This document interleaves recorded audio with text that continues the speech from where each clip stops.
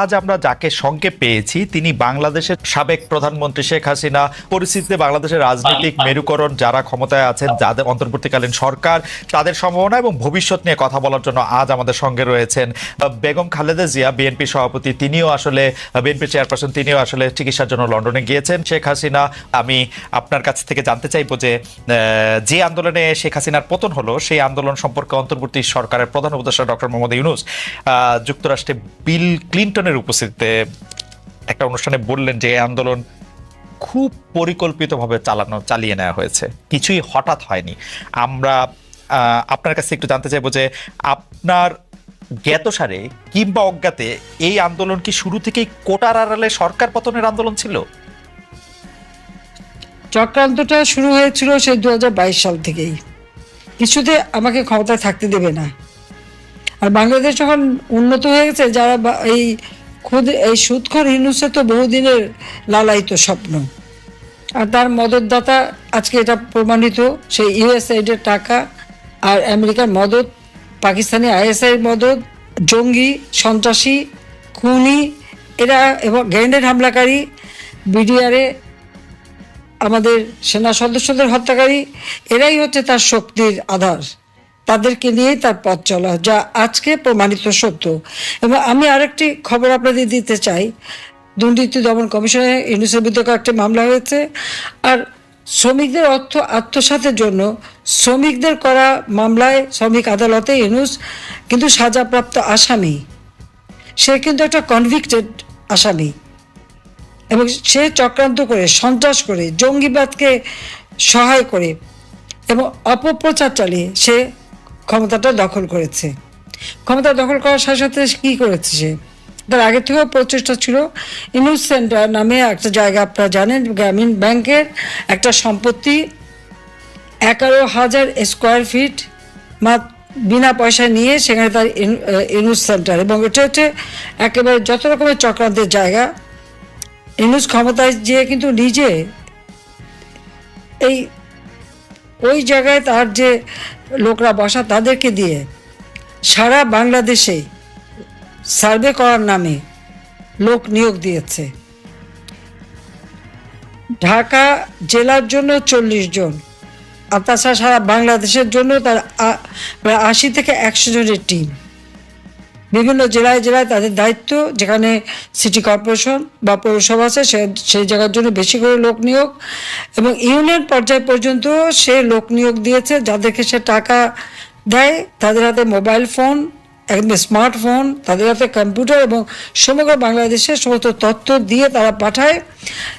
এই তথ্যের যে তথ্যগুলি সে সংগ্রহ করে যাচ্ছে সেটা হচ্ছে আওয়ামী লীগের নেতারা কে বেশি জনপ্রিয়, অতীতে কে জনপ্রিয় ছিল বা এমপি ছিল বা চেয়ারম্যান ছিল বা কি ছিল, বা ভবিষ্যতে কে হবে আর বর্তমানেও কে আছে, এই সমস্ত তথ্যগুলি সংগ্রহ করা। বিত্তশালী সম্প্রদায় কাকে সমর্থন দেয়, আওয়ামী লীগকে দেয় না কাকে দেয়, তাদের তথ্য সংগ্রহ করা। এবং আওয়ামী লীগ, বিএনপি, জাতীয় পার্টি, জামাত কার কোথায় কি অবস্থা, ভোটের কি অবস্থা, এই সমস্ত তথ্য সংগ্রহ করার জন্য তার কিন্তু এজেন্ট নিয়োগ করা আছে। এছাড়া সে যে বিশাল গুন্ডা বাহিনী পালে, 1000 মোটরসাইকেল তাদেরকে দেওয়া হয়েছে এবং তাদের হাতে স্মার্টফোন এবং কয়েকটা মাদ্রাসা, কিছু ইউনিভার্সিটি, 35টা কলেজ ইউনিভার্সিটির কিছু ছেলে মেয়েকে সে টাকা দিয়ে পেলে পুষে রাখে এবং তাদেরকে দিয়ে যত অঘটনগুলি ঘটায়। এবং এটা যে তার একটা সেই মানে সূক্ষ্ম পরিকল্পনার ফসল, সেটা সে নিজেই বলে ফেলেছে বিল ক্লিন্টনের অনুষ্ঠানে। খুব খুশি মনে হাত বা নাচিয়ে বলল যে এটা এখানে ছাত্র না, জনত না, এটা হচ্ছে তার ম্যাটিকুলাস ডিজাইন করা মাস্টার মাইন্ড দ্বারা এই এমন ঘটনা ঘটিয়েছে যে শেখ হাসিনাকে ক্ষমতা থেকে হটিয়ে সে অবৈধভাবে জোর করে ক্ষমতাটা দখল করে নিয়েছে, মানে ডাকাতি করে ক্ষমতা নেওয়া। এবং ক্ষমতা নেওয়ার পরই আওয়ামী লীগের উপরে যত রকমের অত্যাচার, আর এই অত্যাচারে আরও উৎসাহিত হয়ে বিএনপি আর জামাত তো আছেই। কারণ জামাতের কথা হচ্ছে আমরা যুদ্ধাপরাধীদের বিচার করেছি, যেখানে জিয়াউর রহমান যুদ্ধাপরাধীদের মন্ত্রী করেছিল। আর যারা সাজাপ্রাপ্ত আসামি তাদেরও ছেড়ে দিয়েছিল। গোলাম আজম পাকিস্তানি পাসপোর্ট নিয়ে পাকিস্তানে ছিল, তাকে আবার ফেরত এনেছিল। তাদের আমরা বিচার করেছি, কাজে সেই প্রতিশোধ দেবে। আর জাতির পিতা বঙ্গবন্ধু শেখ মুজিবুর রহমানের হত্যাকারীদেরকে জিয়াউর রহমান ইন্ডেমনিটি দিয়েছিল, দায় মুক্তি, তাদেরও বিচার করেছি। আজকে আপনারা দেখেন 7ই জুলাই 2024 সালে যে আন্দোলন, কই পুলিশ তো কিছু বলেনি আন্দোলনকারীদেরকে, আমরা তো কিছুই বলিনি, বরং তাদের সাথে আলোচনা করা, তাদের পাশে থাকা। মেয়েরা যখন পথে নেমেছে তাদের নিরাপত্তা, ওই মেয়েরা যখন স্লোগান দেয় শেখ হাসিনা পদত্যাগ চায়, আর আমি তখন তাদের নিরাপত্তা দেই যে তাদের জন্য কোনো রকম অসুবিধা না হয়। আজকে তাদের অবস্থাটা কি? এখন মেয়েরা ঘর থেকে বেরোতে পারে না। তারা এমনই আন্দোলন করলো আর এমনই স্বাধীন করে ফেললো দেশ যে এখন নিজেরাই ঘরবন্দি। এখন যাবে কোথায়, তারা কি করবে? আর সেই যেটা কোনো কোটা ইস্যুই ছিল না, সে কোটা আন্দোলনই বা তাদের কোথায় গেল? আর এখন সপ্তদলীয়করণ, এই অস্ত্র লাঠি সোটা নিয়ে চিফ জাস্টিসকে পদত্যাগ করতে বাধ্য, জজকে পদত্যাগ করতে বাধ্য। কোনোদিন এই অবস্থায় কখনো বাংলাদেশকে ভাবতে পারেনি। শিক্ষকদের চাকরি থেকে বের করে দিচ্ছে, ইউনিভার্সিটি, কলেজ, স্কুল সব জায়গায় ছাত্রছাত্রীদের অপমান করাচ্ছে। প্রতি পদে পদে চরমভাবে মানবাধিকার লঙ্ঘন করে যাচ্ছে। বাড়িতে ছোট শিশু তা থাকা সত্ত্বেও বাবা মাকে গ্রেপ্তার করেছে, বাবাকে তাকে মাকেও। তো এই বাচ্চাটাকে কে দেখবে? কি হবে তার? 93 জন আইনজীবীর বিরুদ্ধে মামলা তারা সারেন্ডার করেছে, তাদের জামিন দেবে না। কিছু জামিন দিয়েছে, কিছু দিচ্ছে না। মানে আপনি যে বিচার চাইবেন সেই সুযোগটাও নাই।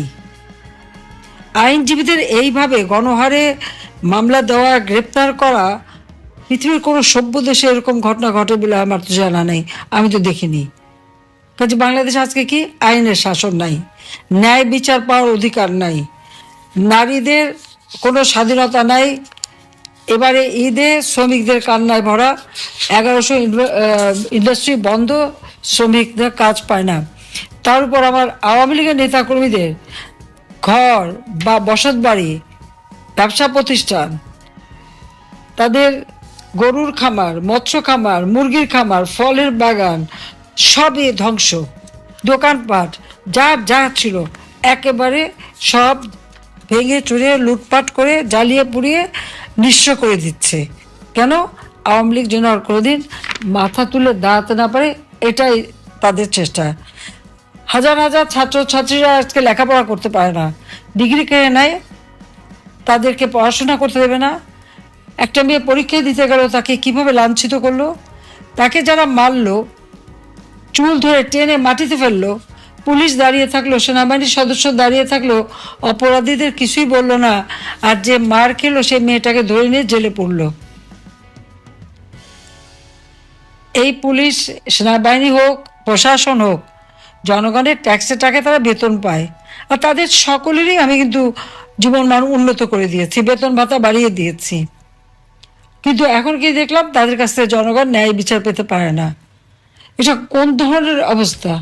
একটা ইউনিয়ন পর্যন্ত এজেন্ট লাগিয়ে দিয়ে হাজার হাজার টাকা কোটি টাকা খরচ করে ইউনুস এখন কীভাবে আওয়ামী লীগ, 14 দল, মুক্তিযোদ্ধা, তাদেরকে নিঃস্ব করে দেওয়া, তাদেরকে ধ্বংস করে দেওয়া, সেই চেষ্টাই করে যাচ্ছে।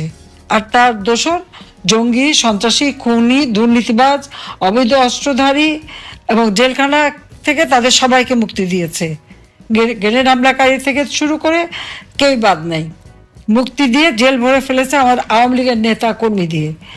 সবচেয়ে বড় কথা, পিটিয়ে মানুষ হত্যা করা, এমনকি আইনজীবীকে পিটিয়ে হত্যা করলো, মাথা কোপানো, মানে বর্বরতা। পাকিস্তান আর্মি গুলি করে মানুষ মারত, আর এরা এমনই বর্বর যে পিটিয়ে হত্যা, এমনকি অন্তঃসত্ত্বা নারী পুলিশ কনস্টেবলকেও ছাড়েনি। আর আমাদের মেয়েদের উপরে ইফতার বন্টন করতে, তাকেও, তার উপরে জুলুম, তাকেও মেরে পাতা ফাটিয়ে দিয়েছে এবং কয়েকটা সেলাই পড়েছে। তো এইভাবে অত্যাচার, নির্যাতন তারা চালিয়ে যাচ্ছে। আর মামলা দেওয়াতে তো আমার মনে হয় আমি এ পর্যন্ত যত হিসাব পেলাম প্রায় 70,000 মামলা, আর এজাহারভুক্ত আর অজ্ঞাতনামা ধরলে প্রায় 4-5 লাখ হবে আসামি করে দিয়েছে। কারণ আমার বিরুদ্ধেই তো কতগুলি মামলা, 288টা মামলা, তারপরে আর একটা দিয়েছে রাষ্ট্রদ্রোহী মামলা। আমি ইউনুসকে জিজ্ঞেস করি, রাষ্ট্রটা কার? আমার বাবা তার জীবনটা উৎসর্গ করেছে, আওয়ামী লীগের নেতাকর্মী তাদের জীবন উৎসর্গ করে এই দেশ স্বাধীন করেছে। আমি জনগণের নির্বাচিত প্রতিনিধি, জনগণ আমাকে ভোট দিয়েছে, পার্লামেন্ট পার্টিতে আমি ভোট পেয়েছি, সমর্থন পেয়ে সরকার গঠন করেছি। সংবিধান মোতাবেক আমার প্রধানমন্ত্রিত্ব হচ্ছে বৈধ সাংবিধানিক। আর ইউনূস এই জঙ্গি সন্ত্রাসী তাদেরকে নিয়ে সূক্ষ্ম পরিকল্পনা করে সন্ত্রাস করে সে ক্ষমতা দখল করেছে। তার কোনো জনগণের ম্যান্ডেট নাই, সাংবিধানিক ভিত্তি নাই, আইনগত ভিত্তি নাই। আর সে দেয় আমার বিরুদ্ধে রাষ্ট্রদ্রোহী মামলা, যে রাষ্ট্রদ্রোহী কাজ করেছে সংবিধানের 7 খ অনুযায়ী, সেই হচ্ছে সবচেয়ে বড় অপরাধী। যে এইভাবে ক্ষমতা দখল করলে তার শাস্তি হবে, এবং ইনশাল্লাহ শাস্তি দেবো, এতে কোনো সন্দেহ নেই। আজকে সমস্ত অর্থনীতিকে ধ্বংস করে দিয়েছে, প্রবৃদ্ধি কমে গেছে, মাথাপিছু আয় কমে গেছে, মানুষের কোনো দিনমজুররাও আজকে কাজ পায় না। আর ধর্ষণ, শিশু নারী ধর্ষণ, বাংলাদেশ জন্য এখন ধর্ষণের স্বর্গরাজ্য, কিন্তু কেউ সংবাদ পরিবেশন করতে পারবে না, কোনো সংবাদ দিতে পারবে না, কোনো নিউজ দিতে পারবে না। যে নিউজ দিতে যাবে, যে সংবাদ পরিবেশন করবে, তার বিরুদ্ধে ব্যবস্থা নেবে। সেখানে তার এজেন্ট বসানো আছে। এই যে কত এজেন্ট পালে, এটাই হলো সবথেকে বড় কথা, যে এইভাবেই সে